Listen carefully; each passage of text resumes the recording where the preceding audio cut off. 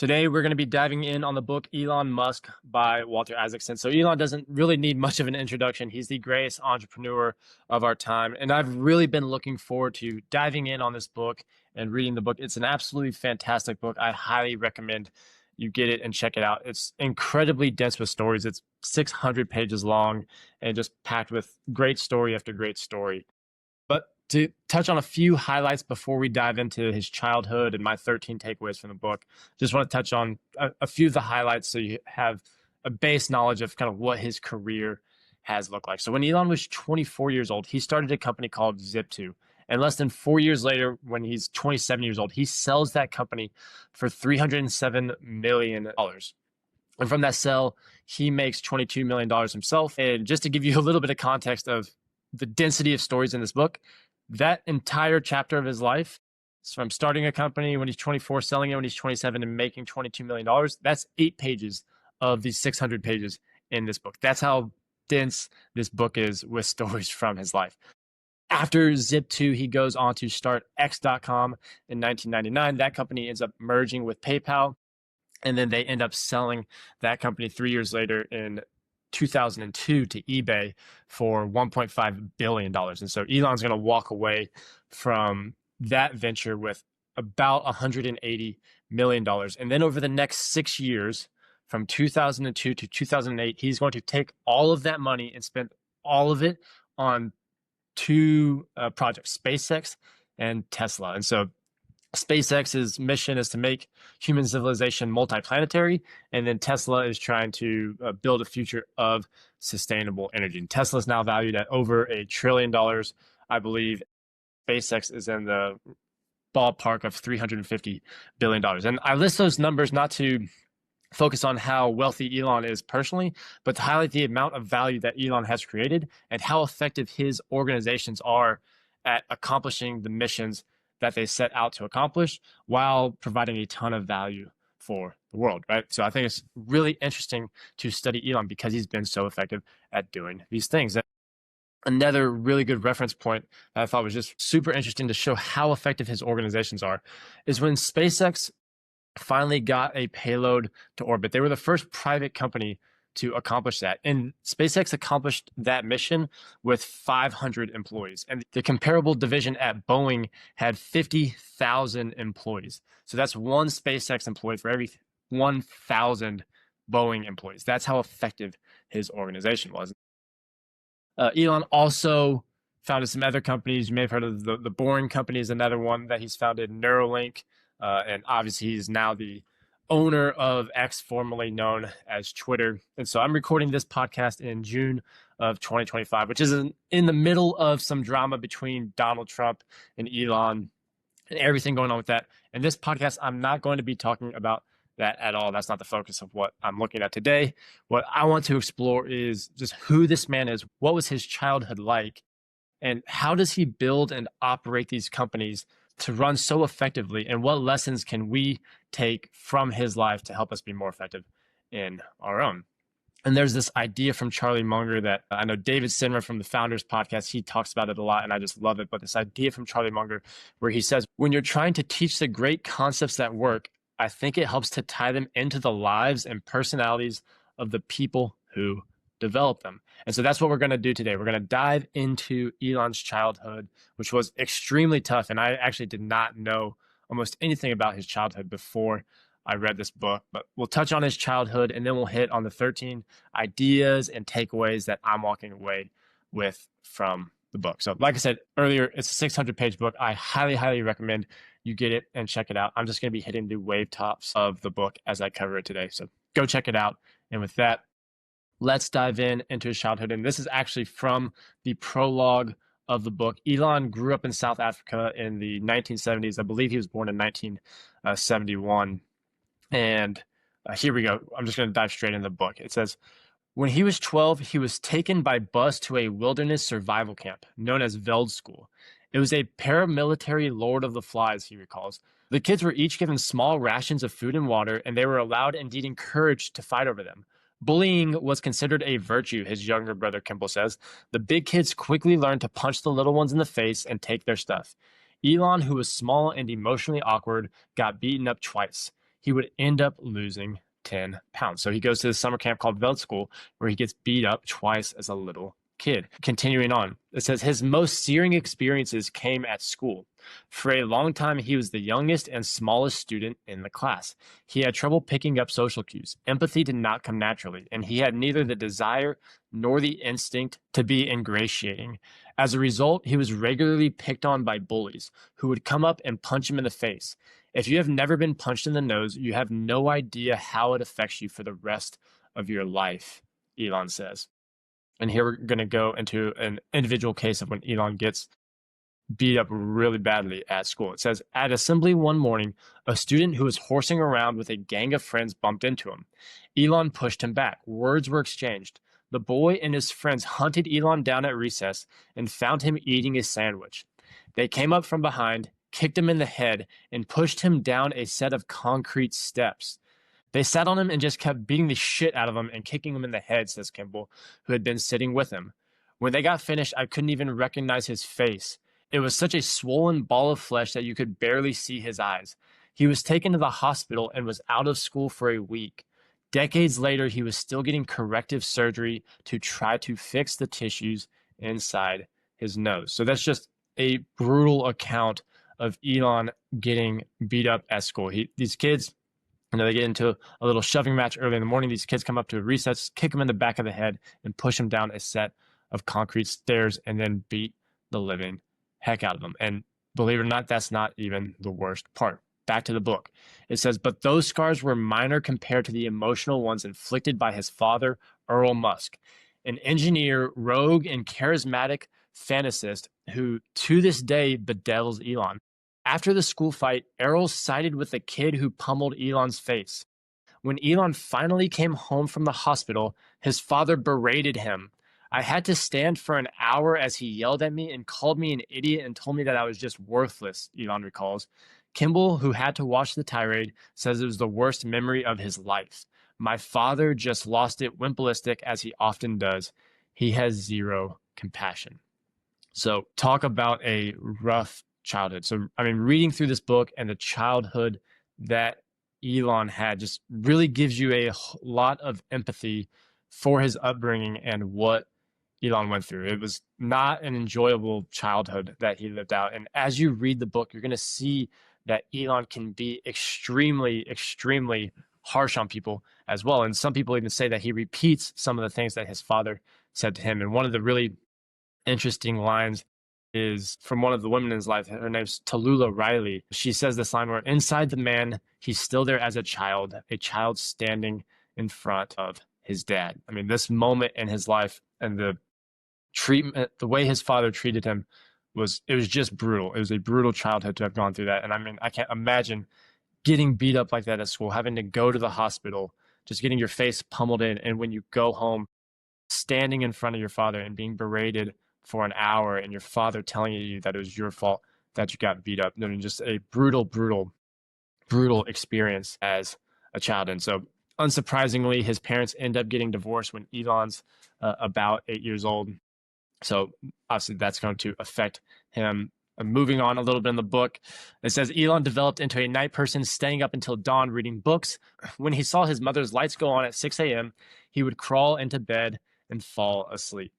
And skipping forward a little bit, it says reading remained Musk's psychological retreat. Sometimes he would immerse himself in books all afternoon and most of the night, 9 hours at a stretch. When the family went to someone's house, he would disappear into their host's library. When they went into town, he would wander off and later be found in a bookstore, sitting on the floor in his own world.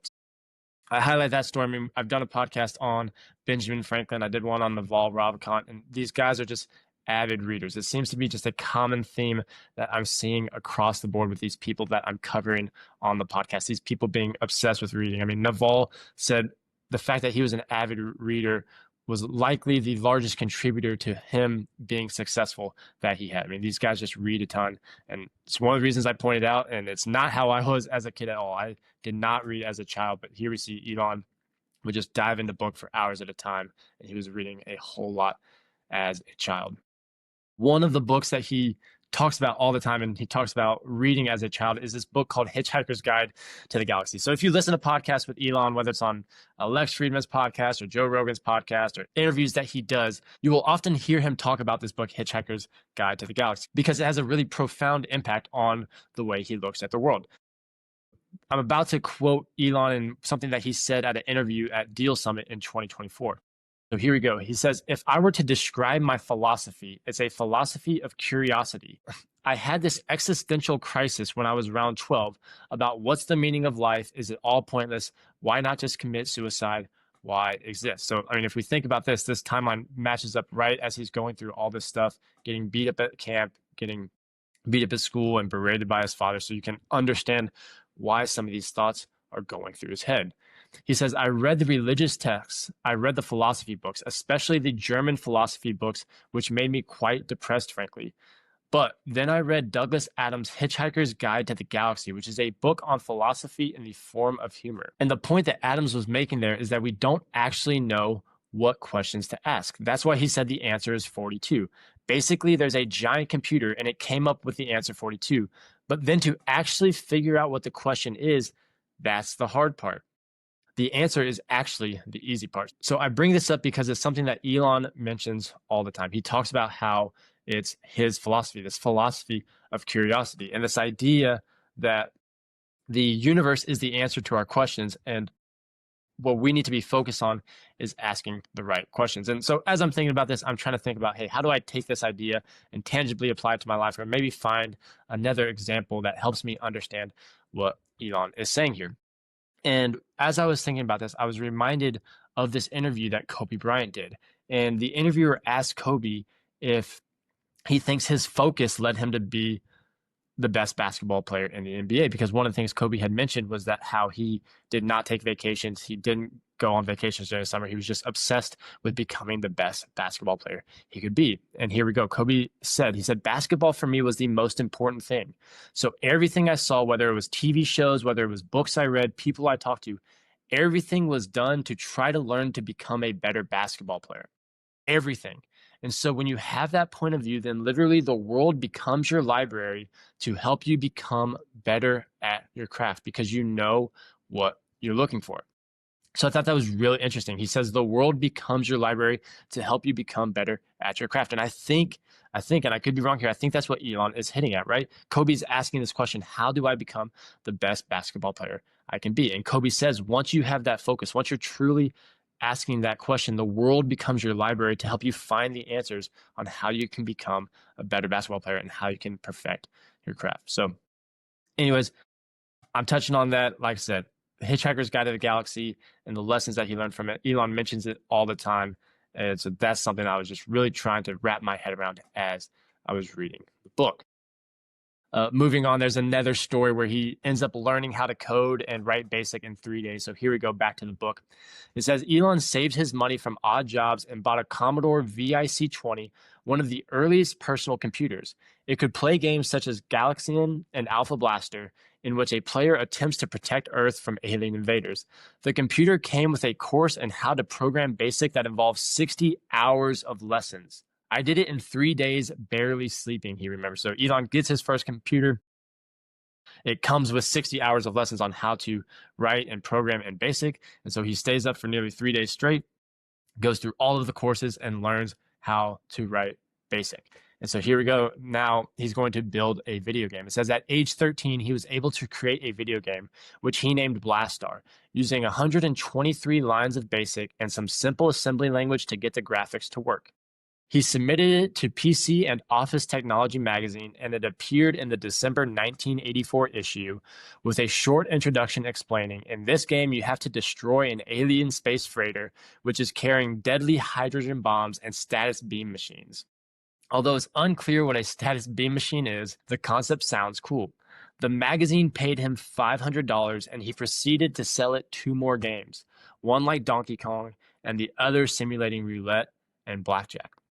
And so as I was reading the story of Elon building this video game and selling it to a local magazine, I'm reminded of the story of Steve Jobs and Steve Wozniak when they were building the blue box that allowed people to make phone calls for free. One of the things that Steve Jobs says is if they hadn't built that blue box, they probably would not have started Apple because it gave them so much confidence when they realized that they could build something and then sell it and people would be buying their products, right? I mean, imagine being 13 years old, writing a software game and being able to sell it to a magazine and get $500 from that. That's a really great early experience to have in understanding that you can personally build things and get paid for it. So I love that story. Moving on, Elon is going to end up going to Canada to study at Queen's College. So that's where he's going to start. He's going to do his freshman and sophomore year at Queen's College in Canada. And then he's going to transfer to the University of Pennsylvania in the US. And that's where he's going to major in physics. So here we go back to the book. It says he decided to major in physics because, like his father, he was drawn to engineering. The essence of being an engineer, he felt, was to address any problem by drilling down to the most fundamental tenets of physics. He also decided to pursue a joint degree in business. I was concerned that if I didn't study business, I would be forced to work for someone who did. He says, my goal was to engineer products to have a feel for the physics and never have to work for a boss with a business degree. As we know today, he plays that out pretty well. And we're going to see him applying this idea of first principles thinking and understanding the fundamental tenets of physics throughout the businesses that he operates. Last thing I want to touch on from his days in college, because this was not something I realized before I read the book. He's got this friend that he takes a lot of his physics class with. Is this another student at the University of Pennsylvania named Robin Wren. So here we go back to the book. It says Musk focused on 3 areas that would shape his career. Whether he was calibrating the force of gravity or analyzing the properties of materials, he would discuss with Wren how the laws of physics applied to building rockets. He kept talking about making a rocket that could go to Mars, Wren recalls. Of course, I didn't pay much attention because I thought he was fantasizing. So that's crazy. Musk is already thinking about getting to Mars while he's in college. Back to the book, it says, also focused on electric cars. He and Wren would grab lunch from one of the food trucks and sit on the campus lawn where Musk would read academic papers on batteries. I mean, Musk is, while he's in college, he's grabbing academic papers on batteries and reading them. That's something I would have never done. It says California had just passed the requirement mandating that 10% of vehicles by 2000 to be electric. I want to go make that happen, Musk said. Musk also became convinced that solar power, which in 1994 was just taking off, was the best path towards sustainable energy.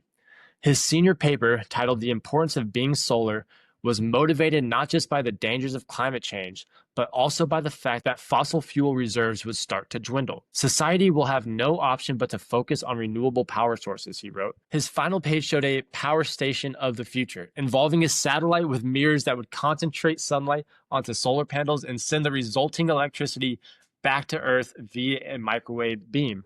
The professor gave him a grade of 98, saying it was a very interesting and well-written paper, except the last figure that comes out of the blue. So, like I said, I just think that's super interesting that in college, Elon is thinking about these things. He's thinking about making rockets. He's thinking about electric cars, and he's thinking about solar power and sustainable energy. I did not realize that he had thought that much about those things, because we know that he ends up building Zip2 and X.com, which are software platforms.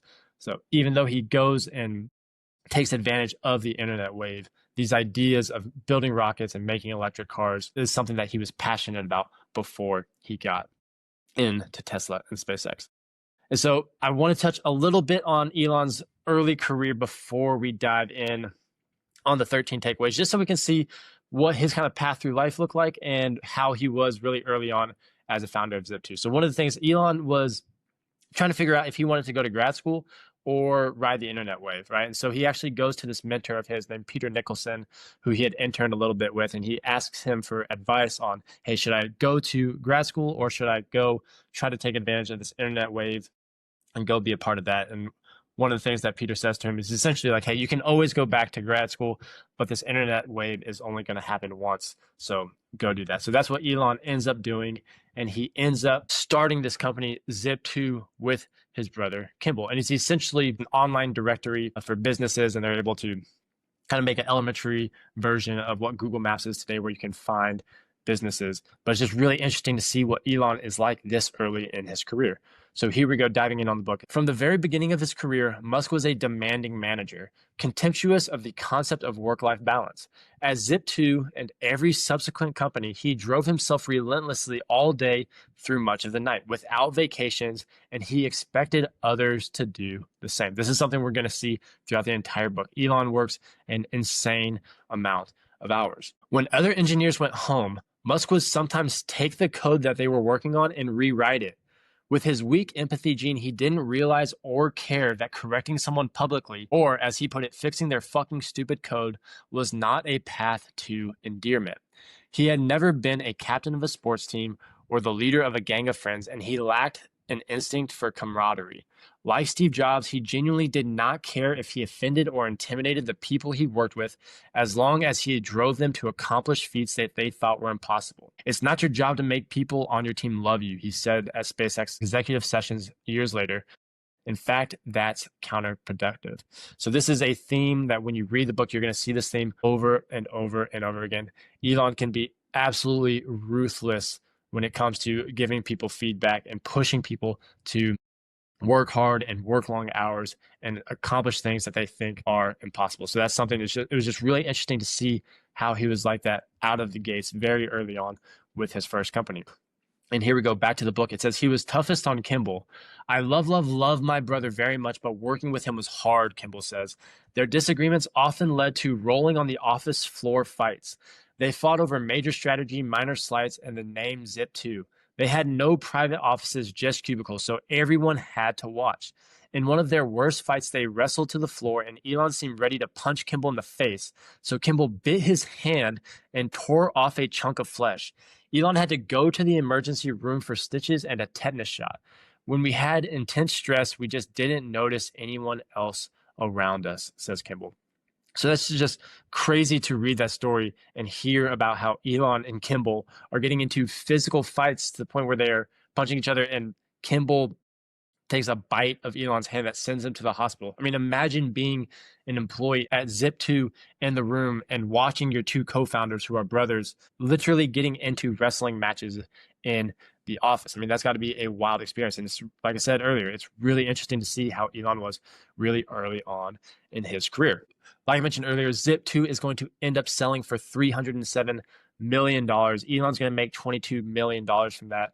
And there's this really interesting quote from Elon where he talks about how his bank account essentially went from $5,000 to $22 million and $5,000. So he goes from just being really cash poor to having a whole lot of money in the bank. And like I mentioned earlier, that entire Zip2 saga where he builds a $300 million company is 8 pages in the book. That just gives you some perspective on how many stories there are in this book. So with that, let's dive into the 13 ideas and takeaways I have from this book and learning about Elon's life. So the first one is just this insane tolerance for risk. So I already touched on how when he makes $180 million from the sale of PayPal, he puts all of that money into Tesla and SpaceX. And so, I mean, that was just something I was thinking about. Is imagine having $180 million and over the course of 6 years, pumping all of that money into 2 separate businesses, one being SpaceX and one being Tesla, and getting to it this point in 2008 where he's literally out of money. And he gets to the point where he has to take out personal loans to get enough cash to do what he needs to do. He's calling in investors to try to get money for Tesla and SpaceX, and he's also taking personal loans just to stay afloat, going from $180 million essentially all the way down to zero, and all of his assets being in these 2 companies. And it's easy to look back today and see where those companies got to. But at the point,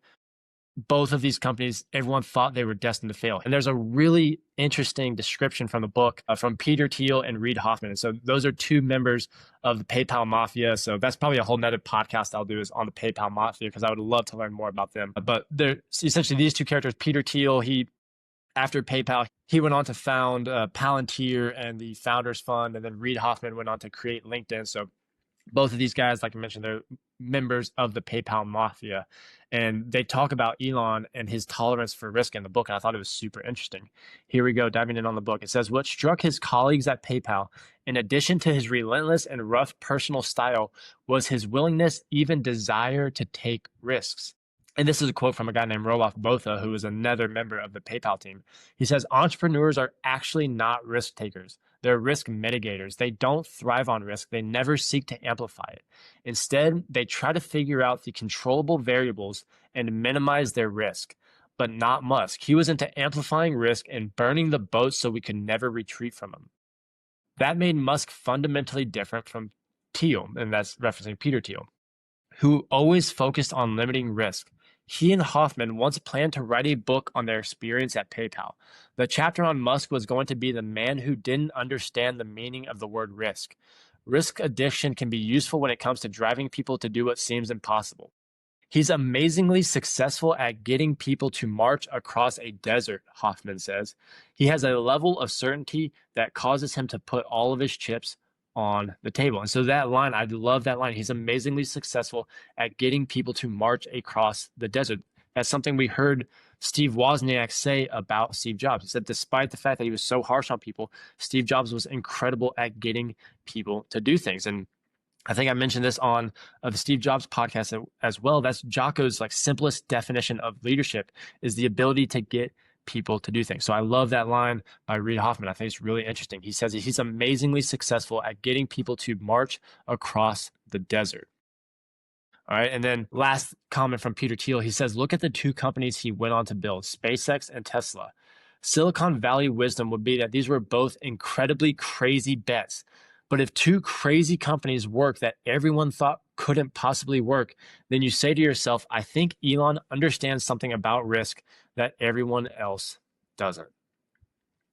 Moving on to idea number 2, it's this idea of having a maniacal sense of urgency. So this is one of Elon's core tenets that he instills in all of the companies that he's at. We already saw that at Zip2, where he started and how intense he was there. And so here we go, diving in on a story from X.com. So like I said, this is right after he gets $16 million in the bank. It says one of Musk's management tactics then as later was to set an insane deadline and drive colleagues to meet it. He did that in the fall of 1999 by announcing, in what one engineer called a dick move, that X.com would launch to the public on Thanksgiving weekend. In the weeks leading up to that, Musk prowled the office each day, including Thanksgiving, in a nervous-making frenzy, and slept under his desk most nights. This is just after he made $16 million. He's in the office, working a ton of hours, sleeping under the desk, right after he sold a company for $300 million and made $16 million. I mean, I can't imagine doing that. How many people would do that? Back to the book, it says one of the engineers who went home at 2 a.m. Thanksgiving morning got a call from Musk at 11 a.m. asking him to come back in because another engineer had worked all night and was not running on full thrusters. Such behavior produced drama and resentment, but also success. When the product went live that weekend, all the employees marched to a nearby ATM where Musk inserted an X.com debit card, cash word out, and the team celebrated. And so later in this podcast, we're going to talk about surges and how often Elon Musk does this. But this is a crazy story of a surge over Thanksgiving break where he's driving his team to work through the night on Thanksgiving week. One guy goes home at 2 a.m. on Thanksgiving morning, and at 11 a.m., Elon calls him back into the office. This is Thanksgiving Day to come back to work because another engineer who had just worked through the entire night was running low on steam. So Elon is just getting after it from very early on in his career all the way through his entire time at SpaceX and Tesla. So again, I'm going to bring up Steve Jobs because that's who we talked about on podcast 13. And on that podcast, we talked about how he also set these insane timelines, right? There's the story from very early on in his career where he gave himself and Wozniak 4 days to build the breakout game for Atari when it was a game that should have taken them months, and they end up getting it done. So this idea of this maniacal sense of urgency. I mean, one of the reasons that stuck out to me as I read the book is that's not really a word that you hear that often. That wasn't a word in my vocabulary that I ever used before I read this book. And the word pops up 17 times throughout the entire book. So it just pops up over and over and over again. And it's one of the operating principles that he has at his companies. So moving on, idea number 3 is this idea of surges. We just talked about one example from X.com, but there's so many examples in the book. Like I said, you've got to get the book to check it out and read it. But I want to touch on this one surge from 2018 at the Gigafactory in Nevada. So if there was one part of the book that really stuck with me the most is this period in 2017 and 2018 where Tesla needs to get to the point where they can produce 5,000 Model 3s per week. Elon essentially does this calculation and he realizes, hey, if they can crank out 5,000 Model 3s per week, Tesla's going to survive. If they don't hit that number, Tesla is not going to make it. And so he's going to start one of these surges at the Gigafactory in Nevada, and that's where they make the batteries. So here we go, diving in on the book. It says, reaching 5,000 cars per week would be a huge challenge. By the end of 2017, Tesla was making cars at only half that rate. So Tesla needs to go from making 2,500 cars a week to 5,000. Musk decided he had to move himself literally to the factory floors and lead an all-in surge. It was a tactic, personally surging into the breach 24/7 with an all-hands-on-deck cadre of fellow fanatics that came to define the maniacal intensity that he demanded at his companies. And then skipping forward a little bit, it says, by April 2018, the Nevada factory was working better. The weather had warmed up a bit, so Musk decided he would sleep on the factory roof instead of driving to a motel. So this idea of surges, just going to wherever the problem is and obsessing over it and working extremely long hours, only sleeping 4 or 5 hours a night. He's sleeping at the factory. He's sleeping on the factory of the roof. He's staying at a motel really closely. There's just these periods where he does these surges where everyone is all hands on deck to fix a problem. I'm going to touch on one more example. This is an example from SpaceX. So it's July of 2021. It's down in Boca Chico, Texas, where they do the Starship launches today. And he's standing in front of 100 workers gathered in a semicircle around him. And he decides that he wants to stack the Starship on top of the booster so that he can pressure the FAA to give SpaceX the approval to launch Starship. So here we go into the book. It says, that's when he ordered the surge.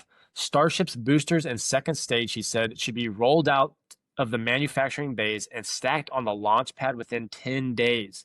He wanted 500 workers from around SpaceX, from Cape Canaveral, Los Angeles, and Seattle to be flown immediately to Boca Chico and thrown into the breach. This is not a volunteer organization, he said. We are not selling Girl Scout cookies. Get them here now. Shortly after 1 a.m., Musk sent out an email titled Starship Surge to all SpaceX employees. Anyone who is not working on other obviously critical path projects at SpaceX should shift immediately to work on the first Starship orbit, he wrote.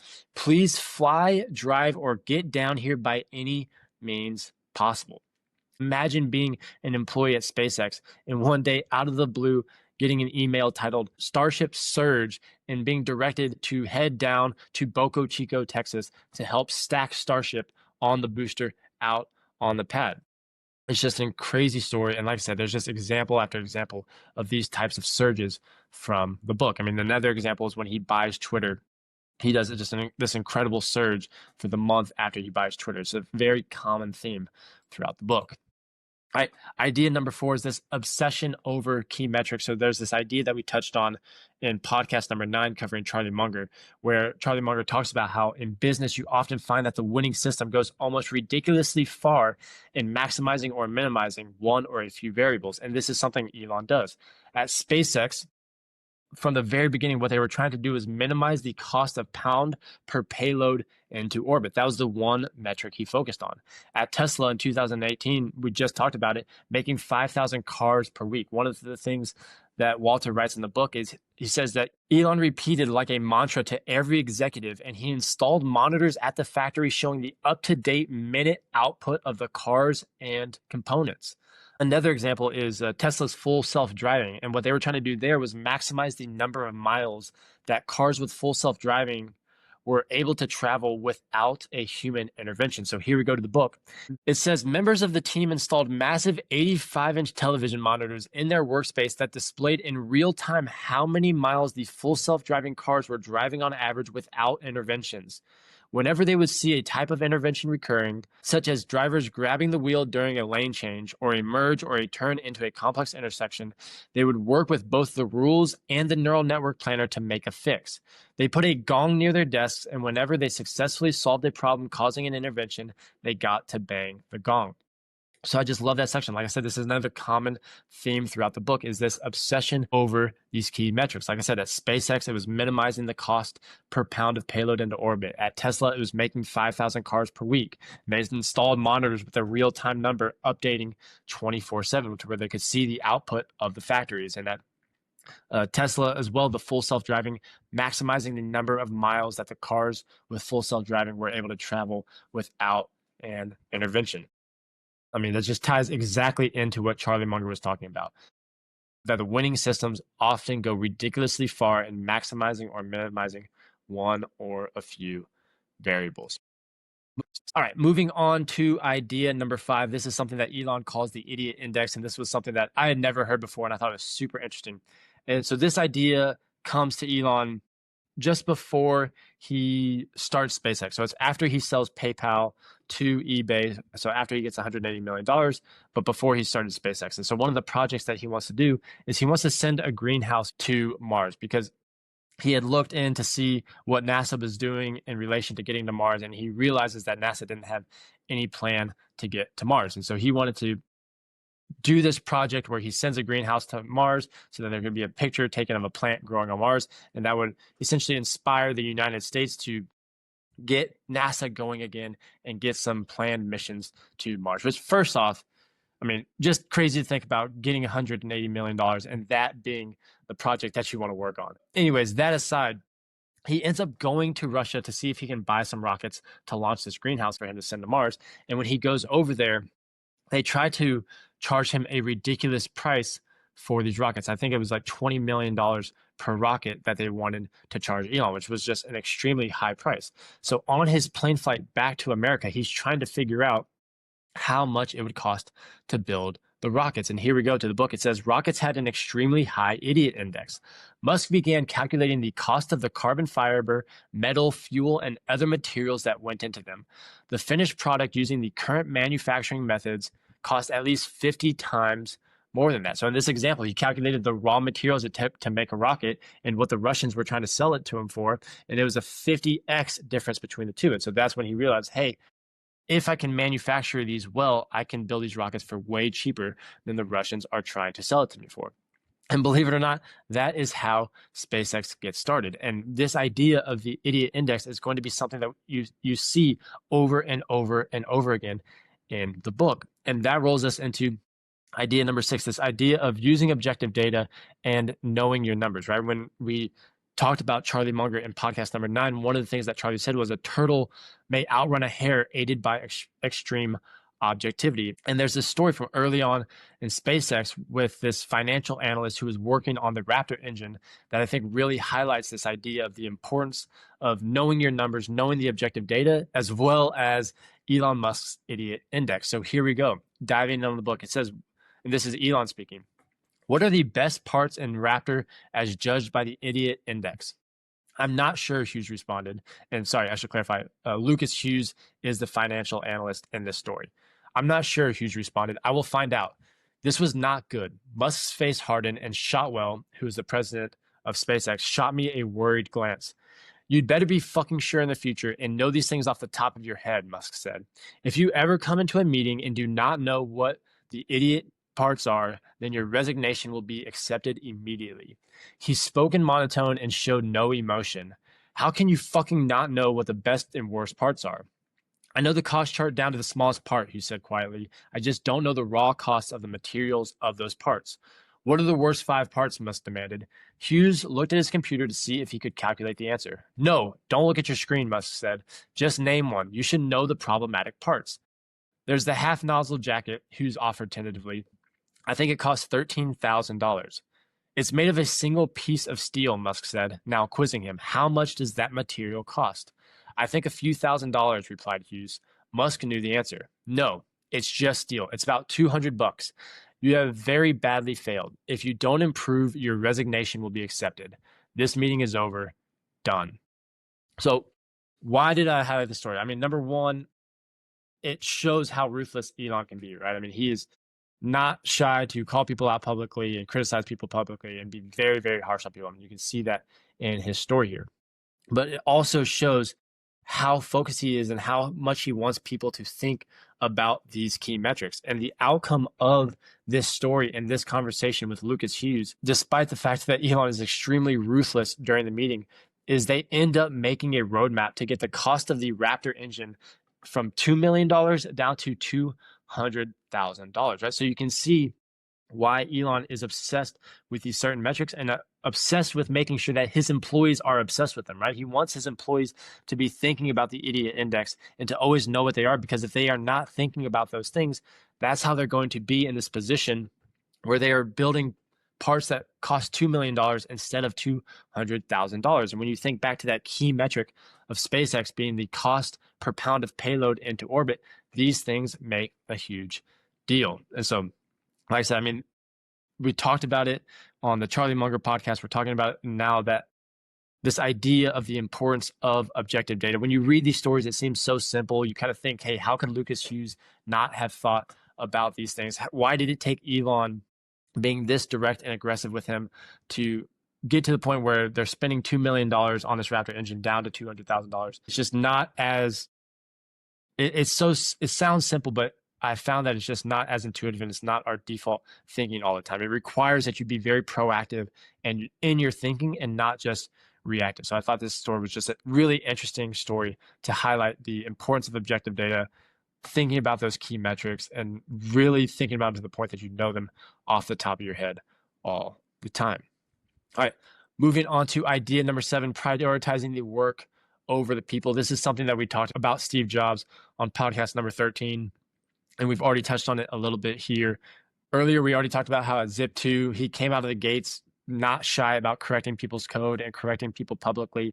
And there's this really interesting story. I want to say it's from 2008 timeframe. Maybe it was a little bit earlier than that, where a guy named Michael Marks, who was the CEO of Flextronics. And so when Michael Marks was the CEO of Flextronics, he took it from $150 million in revenue to $25 billion in revenue over 13 years. So this guy's a very successful CEO. He's done a lot of great things. He's going to become the interim CEO of Tesla. He's going to replace a guy named Martin Eberhard, who was the original founder of Tesla. And Michael Marks and Elon essentially have incredibly different management styles. And that's why I wanted to highlight it here, because we get this direct contrast between Elon Musk, who is obviously a very successful entrepreneur, and this other leader, Michael Marks, who is also a very successful entrepreneur. Here we go, diving in on the book. This is Michael Marks talking about Elon. He says, Elon is just not a very nice person and didn't treat people well. I told him that people won't tell him the truth because he intimidates people. He could be a bully and brutal. He's somewhere on the spectrum, so I think he honestly doesn't have any connection with people at all. Musk counters that being at the other extreme can be debilitating for a leader. Wanting to be everyone's friend, he told Marks, leads you to care too much about the emotions of the individual in front of you rather than caring about the success of the whole enterprise. An approach that can lead to a far greater number of people being hurt. Michael Marks would not fire anyone, Musk said. I would tell him, Michael, you can't tell people they have to get their shit together, and then when they don't get their shit together, nothing happens to them. So Michael Marks is going to end up leaving Tesla after 4 months. But like I said, I think it's just really interesting to see that commonality between Steve Jobs and Elon Musk, where they hold the work above people's feelings to a degree that's definitely further than I would go, right? And that's another important thing to mention, is that we don't have to agree necessarily with how Elon approaches all these problems, how Steve Jobs approaches these problems, and how they handle these situations.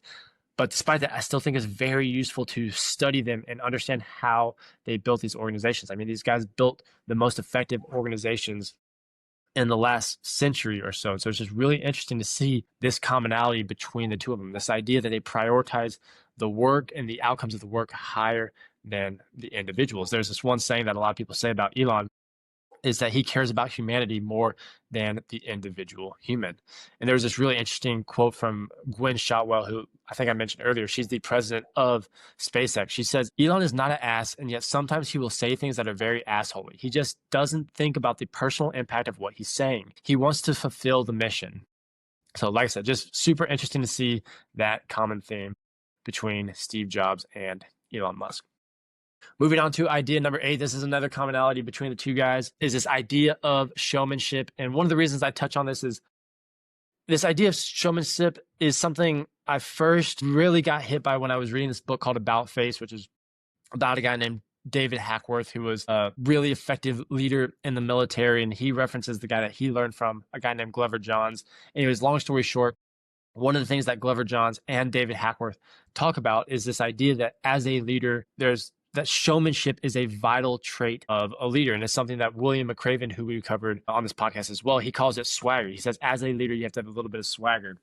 And so this idea of showmanship and swaggers, whenever I see examples, it stands out to me, and that's why I pay attention. And Elon definitely has that. So there's this story from early on in Zip2 when Elon and Kimball are trying to get people to invest in their company, and they don't have a big computer for the server. They actually just have a small computer that's the server, but they end up buying this a big frame for a computer rack, and they put a really small computer inside it so that when visitors and venture capitalists would come, they would think that Elon and Kimball had a really giant server, that essentially indicating that it had a whole lot of traffic. And that reminded me of a story from Steve Jobs and Apple, where early on, it was one of the very first conferences that they went to.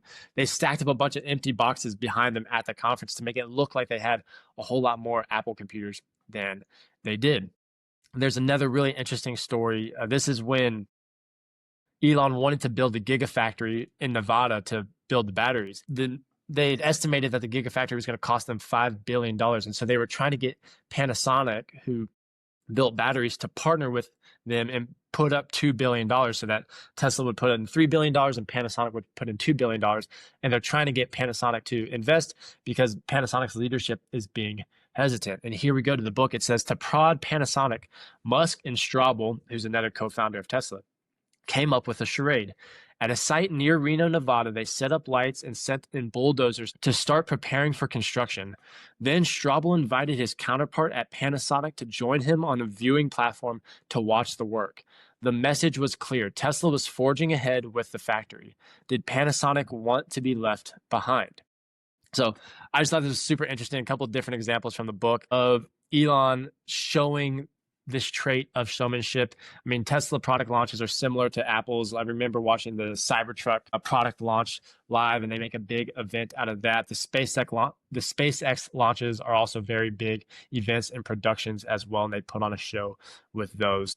Like I mentioned, those are just some of the examples that stick out to me when I see these examples of leaders being showmen. All right.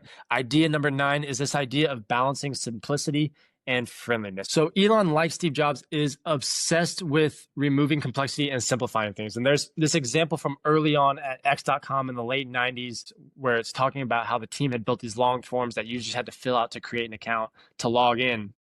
And he made the team essentially delete all the unnecessary fields.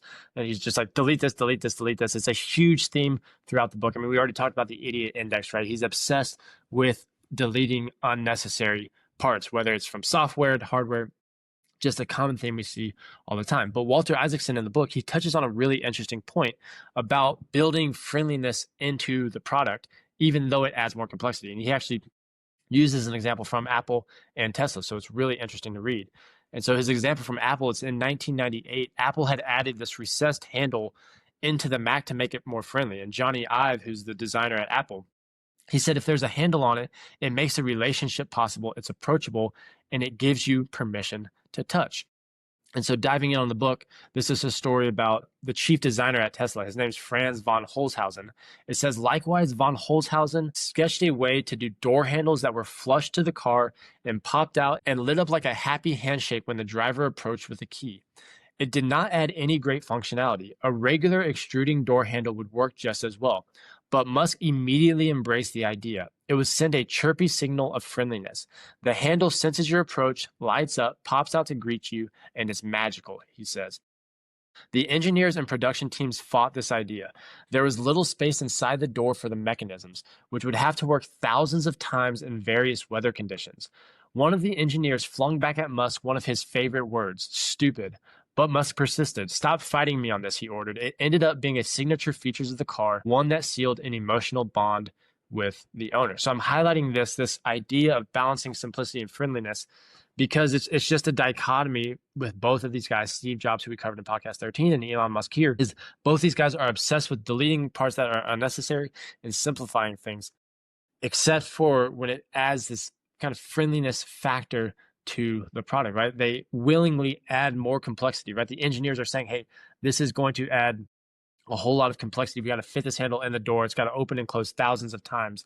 But Elon makes sure that that is added to the product. So it's just a really interesting dichotomy to see as I read the book.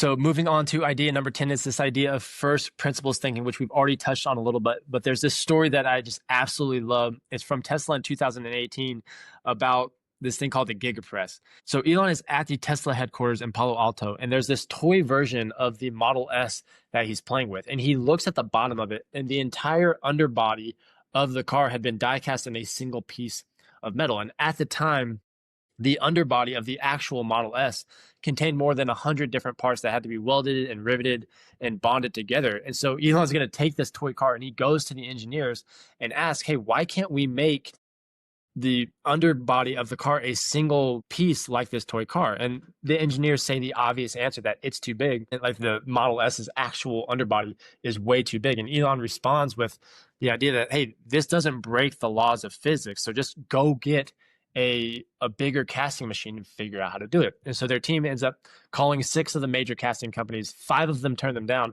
but one of them ends up taking Tesla up for it, and they build this Gigapress, which is one of the big innovations for Tesla and which allows them to make cars at the rate they do. It's just this monster machine that is a die cast and makes the underbody of the car in one piece in 80 seconds. It's just been a huge factor for Tesla in cranking out a ton of their cars. So I just love that example. Like I said, this book is littered of examples of using first principles thinking. We talked about it with the idiot index, and now this example with the Gigapress is just fantastic applications of this first principles thinking to real world problems. Moving on to idea number 11, this is this idea of having the designers, the engineers, and manufacturing teams all on the same teams. And so this is a constant theme we're going to see throughout all of his companies. I'm going to start with an example from X.com. It says, Musk restructured the company so that there was not a separate engineering department.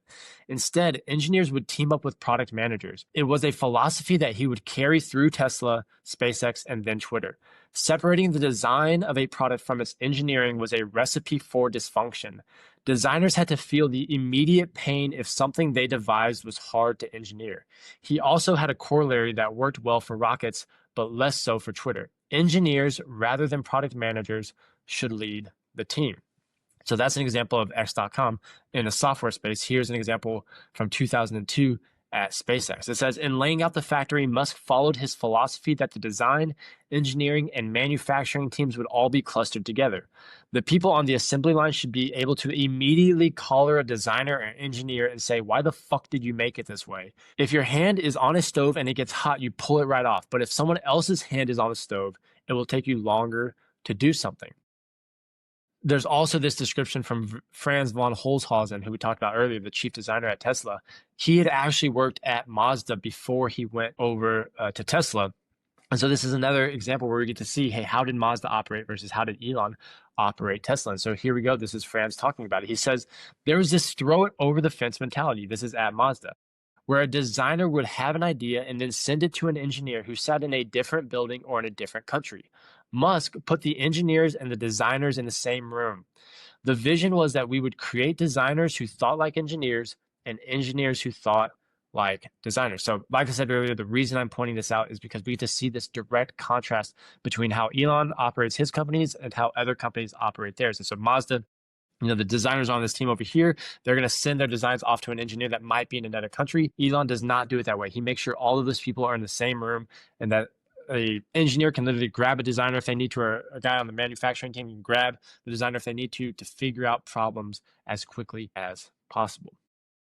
Moving on to idea number 12. This is about high velocity decision making. Here we go. This is from the surge at Tesla in 2018, where they're trying to build those 5,000 cars per week. Diving into the book, it says, throughout the spring and early summer of 2018, Elon prowled the factory floor like he had in Nevada, making decisions on the fly. Elon was going completely ape shit, marching from station to station. Musk calculated that on a good day, he made 100 command decisions as he walked the floor. At least 20% are going to be wrong, and we're going to alter them later, he said. But if I don't make decisions, we die. So really 2 things there. Number one, this reminded me of the story of Steve Jobs at Apple. When he comes back to Apple in 1997, he has to make a ton of decisions really quickly. And one of the stories that we highlighted was the decision to reprice the employee stock options. the board wants to do like a 2-month study on it. And Steve Jobs essentially goes to the board and said, hey, if you guys cannot take 2 months to do this. I've got 1,000 decisions I need to make. We need to move on these things quickly. We can use the word maniacal, sense of urgency, to get things done. And that's what Elon is doing here. He's just making decisions at an extremely rapid pace. And I think the second really interesting thing is Elon had this understanding that at least 20% of the decisions I'm going to make are going to be wrong. We're going to touch on that a little bit more on the next point when we talk about the algorithm, but just seeing that he has this built-in understanding that he's going to be making these mistakes along the way because of the rate that he's making decisions. It reminded me of something we talked about on podcast number 9 from Warren Buffett, where Warren Buffett says you're going to make mistakes. That's the nature of making a lot of decisions. To try to live your life totally free of mistakes is a life of inaction. All right. And with that, moving on to the last idea from the book. This is this idea of the algorithm. I'll probably end up doing an entire podcast on just the algorithm. It's fantastic. And it's something that he learned from really the 2017, 2018 period, where he's trying to make the 5,000 cars per week and get the battery factory in Nevada, the Gigafactory working well, and the factory in Fremont working well. So I'm going to dive into the story. It's a little bit long, but it's just so good. It's worth it. And then we're going to dive into Elon's algorithm that he instills in all of his companies. So here we go. At one point, Musk noticed that the assembly line was being slowed at a station where strips of fiberglass were glued to the battery packs by an expensive but slow robot. The robot's suction cups kept dropping the fiberglass strip, and it applied too much glue. I realized that the first error was trying to automate the process, which was my fault because I pushed for a lot of automation. So there's this really expensive robot that is trying to apply these fiberglass strips to the battery packs. And Elon even says, like, hey, the first mistake I made was trying to automate this process. It shouldn't be doing it. Here we go back to the book. It says, after much frustration, Musk finally asked a basic question. What the hell are these strips for? He was trying to visualize why fiberglass pieces were needed between the battery and the floor pan. The engineering team told him that it had been specified by the noise reduction team to cut down on the vibration. So he called the noise reduction team, which told him that the specification came from the engineering team to reduce the risk of fire. So you have the engineering team saying that the noise reduction team specified it, and the noise reduction team is pointing back at the engineering team saying that they specified it. So, and back to the book, it says, so Elon ordered them to record the sound inside the car without the fiberglass and then with the fiberglass. See if you can tell the difference, Elon told them, and they couldn't. Step 1 should be to question the requirements, Elon says. Make them less wrong and dumb because all requirements are somewhat wrong and dumb, and then delete, delete, delete. Here's another example about the plastic caps on the battery prong. So here we go. It says the same approach worked even on these smallest details. For example, when the battery packs were completed in Nevada, little plastic caps were put on the prongs that would plug into the car. When the battery got to the Fremont car assembly factory, the plastic caps were removed and discarded. Sometimes they would run out of caps in Nevada and have to hold up shipment of the batteries. So they have these plastic caps that they're putting on the prongs of the battery chargers. And whenever they would run out of these little plastic caps, they would stop the shipments going out to the Fremont factory. It says, when Musk asked why the caps existed, he was told that they had been specified to make sure that the pins did not get bent. Who specified that requirement? He asked. The factory team scrambled to find out, but they weren't able to come up with a name. So delete them, Musk said. They did, and it turned out they never had a problem with the bent pins. So that's just really fascinating. That's 2 stories back to back of Elon running through the factory and identifying these parts that don't need to exist. I listened to the podcast that Walter Isaacson did on Lex Friedman, and he talks about how he lists a couple of these examples in the book, but there's 500 more examples of this exact situation happening throughout the factories. It's just fascinating to see Elon go from station to station to station to station and make all of these different fixes. And this is both at the Nevada plant and the Fremont factories. Back to the book, it says, at any given production meeting, whether at Tesla or SpaceX, there was a non-trivial chance that Musk will intone like a mantra what he calls the algorithm. It was shaped by his lessons learned during the production hell surges at the Nevada and Fremont factories. His executives sometimes moved their lips and mouthed the words like they would chant the liturgy along with the priest. I became a broken record on the algorithm, Musk says, but I think it's helpful to say it to an annoying degree. I'm going to pause right there because this reminded me of something that Jeff Bezos talks about when he was talking about teaching the core values in his company. So something Jeff Bezos said, teaching is about repetition. Senior leaders need to be broken records on the things that are important to the organization. You know you have succeeded when you start to see people roll their eyes because of your repetition on certain important things. Because senior leaders don't have to do a lot of things. They have to pick the few big ideas and enforce tough execution on those big ideas. And that requires a lot of repetition. I mentioned that because this is a lesson that was hard for me to learn, and I still don't think I've nailed it down all the way, but the importance of realizing as a leader how many times you need to repeat yourself to communicate certain ideas. Elon says, I think it's helpful to say it to an annoying degree, right? You can see throughout the book that even though he's repeating these things all the time, he still runs into cases where employees are not implementing it and he needs to repeat it again. So that's why he repeats these things over and over again. All right. And so with that, here are the 5 commandments of the algorithm. Number 1 is question every requirement. Each should come with the name of the person who made it. You should never accept that a requirement came from a department, such as from the legal department or the safety department. You need to know the name of the real person who made the requirement. Then you should question it, no matter how smart the person is. Requirements from smart people are the most dangerous because people are less likely to question them. Always do so, even if the requirement came from me. Then make the requirements less dumb. So we just saw that with the fiberglass strips and the plastic caps. Those were both things that didn't need to be there. They were both requirements that didn't need to exist. Number 2, delete any part of the process you can. You may have to add them back later. In fact, if you do not end up adding back at least 10% of them, then you didn't delete enough.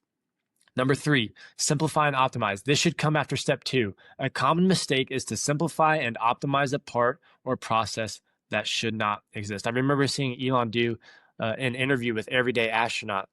And one of the things he says is the most common mistake of a smart engineer is to optimize a process that shouldn't exist. And that one really stuck with me. I think it's a really good point to make. Number 4, accelerate the cycle timeline. Every process can be speeded up, but only do this after you have followed the first 3 steps.